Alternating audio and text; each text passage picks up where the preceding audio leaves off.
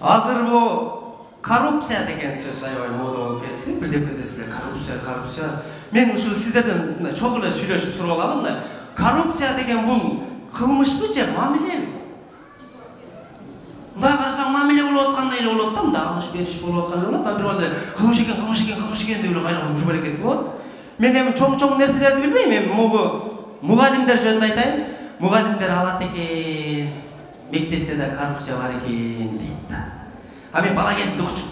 Кийин мен баламды окуткандан кийин мектепке бардым. Мугалимдерди мындай карасаң нормально эле, эч кимди эле сурабайт экен. Ал өзүнүн эле сабагын берип наркы кылат. Чогулушка барып калдым, ата-энелердин чогулушунда отуруп. Анан мугалим айтып кетип калды. Анан ата-энелер өздөрү эле кел чогулуп бас. Эртең мугалимдер күнү келет. Канчадан беребиз я? 100 берип койсок болобу десең. Наркы класс 200 берип турган, биздер 200 бербейлиби деп эле. Шектен эле мугалим сурайлы, биз көтөрөт атабыз бияктан элечи. Анан чогултуп, конвертке салып, жакшытакка кылып апарып беребиз. Мугалим түшпөйт. Бул эмне десе? Сайма. Үй интернети менен телевидение. Секундасына 100 мегабитке чейинки ылдамдык. 200дөн ашуун телеканал. Старт жана О кино кинотеатрлары. ТВ приставка акысыз. 55% арзандатуу менен. Бул кыял эмес, чындык. Сайма менен жашооңду ыңгайлуу жана жайлуу кыл. Сайма күйгөз, толугу менен кошул. Чын жүрөт. Көрөтпайм силер айлаңарды борормуш болуп берип, анан эшикке чыгаганды айтат экенсиз. Алат. Алат албаса окутпай койбойбу булар дейт. Врачтарда да кайтышып, шектеп ушундай болот экен депчи. Залда врачтар барбы? Бирок унчукпайсыздар бар экенин билем, бирок унчукпайсыздар. Пока кое туралы не дей берет деген. Биз врачка баратканда эле биз өзү бер жактан өзүбүз баштайбыз ушу коррупция сыяктуу нерселерди, чындай тааныш издеп эле өзүнчө эле мынтип базып эле. Эме тааныш врачың жок беле? Бар. 1000 сом берип койсоң болобу? 1000 сом эмнеге жетпейт? 2000 берип кой, өзүңөн аяйсың дейт го. Врач билбейт, ал иште жүрөт. Биз бер жактан эле топтоп алып барабыз.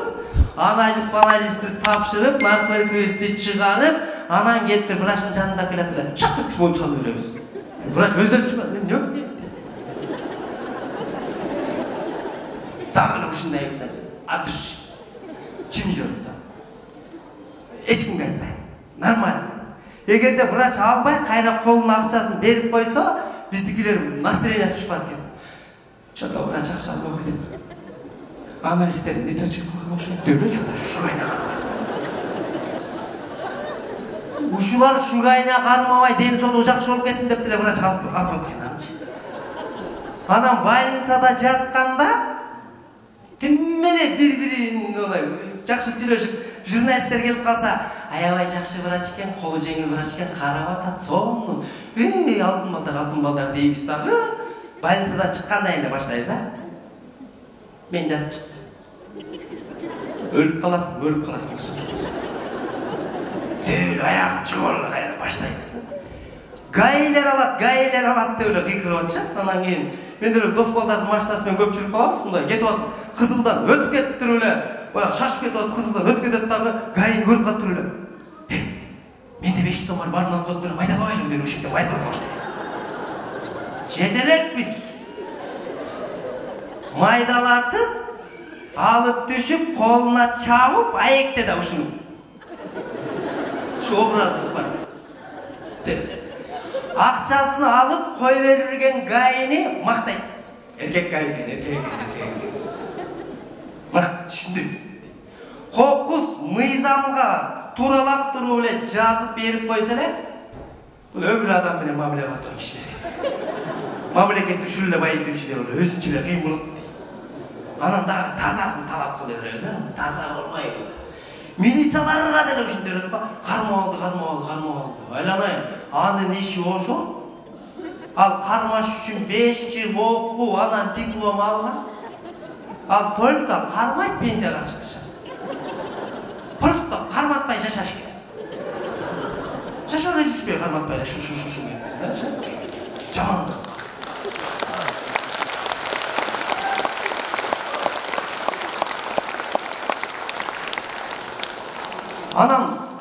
көрсөк эле жинибиз келип калды, биз байкадыңыздарбы? Кокус бир мындай жип менен бир деп өткөзсө, эмне келсе. Биздин оюбуз боюнча жип айдаган кишилер айнегин чүрүп алып эле, кандайсың деп жүрүш керек. Анын өзүнүн иши бар, кетен. Салымбек чирип кетти деп жүрөйүн болчупту. Салымбек чирип кеткени менен зато Дордой деген базар ачып койду эле, ичинен канча оңор чирип кетти.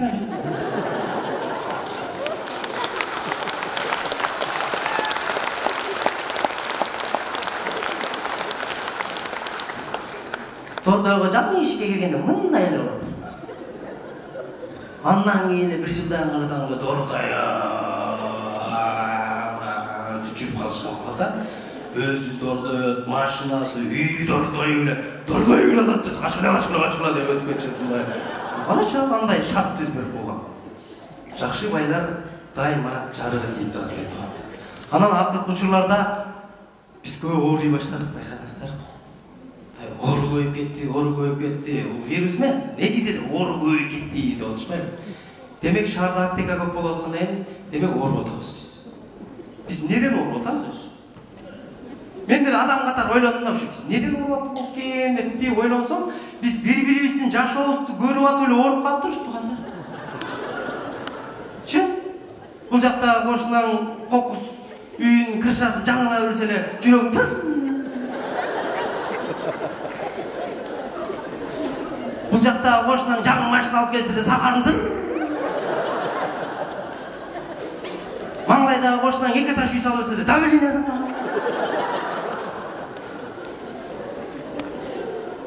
Алар деле байып жыргаган жок, алар деле багы корунуп эле бул жагын тозуп, тиги жагын тозуп, үстүн полный участогун жаап алат. Алар деле ооруйт. Күн көрбөгөн адам деле ооруйт.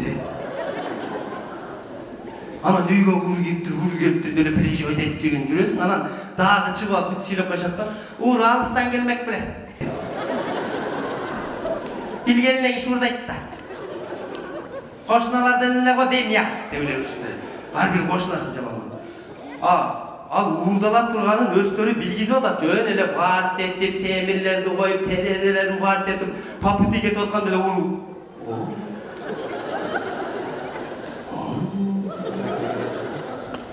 Что-то байып кеткен акчайт, деп эле шак эле өзүбүз белгилеген ушул урдап кетип калат.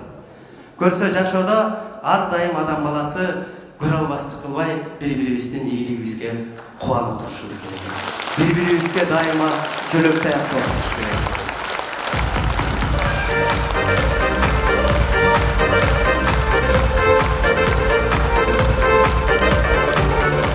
Рахмат.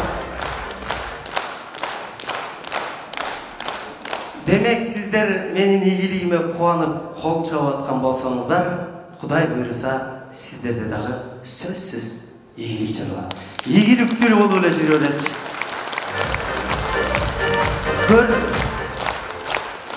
Көрдүк го жашоонун түрлөрүн көрдүк го, туурабы? Мына былтыркы жылыбыз эмне болуп өтүп кеткенин билбей калдык. Жаста чаалып эле унталашып кетип базарлардагы шолуп эле. Анан эле жайында эле аптекада эле кырылышып дагы талашпак. Анан эле күздө эле площадька батпай эле кресло талашпак.